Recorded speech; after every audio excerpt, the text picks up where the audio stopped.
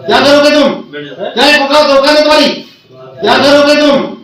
क्या है पुकार तो औकात है तुम्हारी?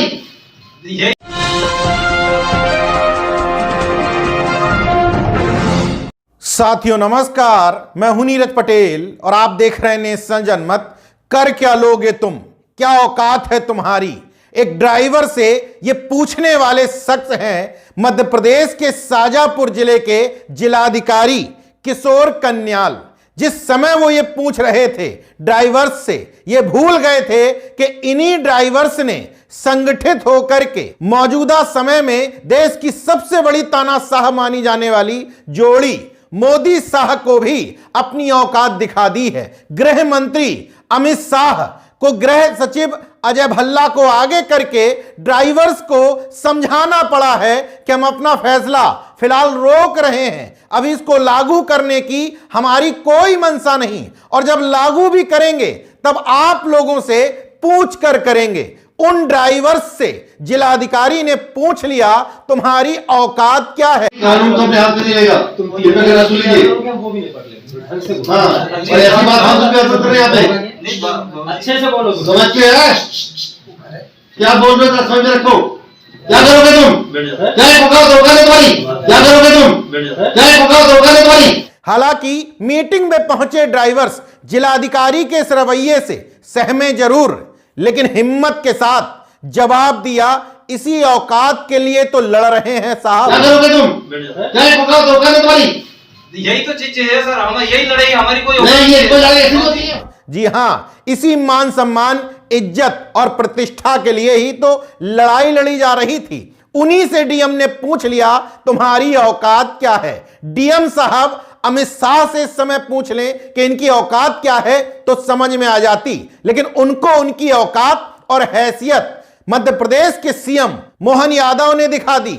घटना का संज्ञान लेते हुए उन्होंने कहा इस तरह के अधिकारी जिलों में रहने के लायक नहीं, और यह कहते हुए किशोर कन्याल को शाजापुर जिलाधिकारी पद से हटा दिया। तो डीएम साहब जिस सामान्य से ड्राइवर को आप मामूली व्यक्ति समझ करके उसकी औकात दिखा रहे थे, उसने आपको आपकी हैसियत और औकात बता दी। दरअसल इस लोकतांत्रिक सिस्टम में आप जनता के नौकर के अलावा और कुछ नहीं है। सिर्फ ऊंचे पदों पर बैठे हैं इसका मतलब यह नहीं आप किसी से किसी भी तरह की भाषा में जवाब दें। वो तो भला मनाइए कि सोशल मीडिया का दौर है, वीडियो वायरल हो गया, वरना इस तरह की गालियां ड्राइवर तबके के लोग रोज सुनते हैं। दरअसल लड़ाई भी यही है। इस काले कानून को लेकर के ड्राइवर्स को जो अंदेशा था वो अंदेशा डीएम साहब ने पुष्ट कर दिया।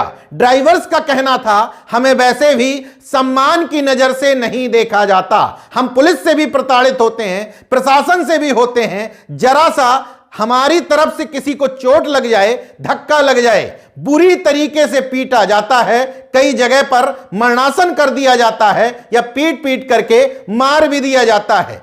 नेशन जनमत मोदी शाह की जोड़ी से यह अनुरोध करता है कि कोई भी कानून लाने से पहले उसका व्यवहारिक पक्ष देखिए।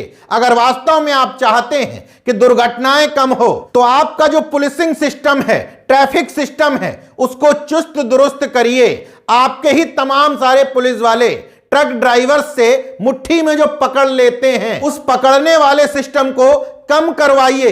सड़क पर चलने वाले ट्रक ड्राइवर्स की निश्चित रूप से जांच पड़ताल करवाइए, कहीं कोई शराब पी करके तो गाड़ी नहीं चला रहा, उसकी जांच पड़ताल करने की बजाय इस तरह के नियम थोपेंगे तो निश्चित तौर पर ड्राइवर्स आपको हैसियत दिखाई देंगे। वो भी चुनावी वर्ष है, हैसियत समझाने में ज्यादा समय नहीं लगा।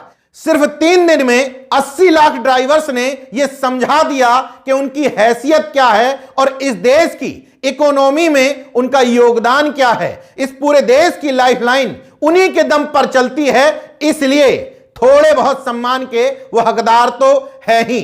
सीएम मोहन यादव के इस फैसले का स्वागत करता हूं।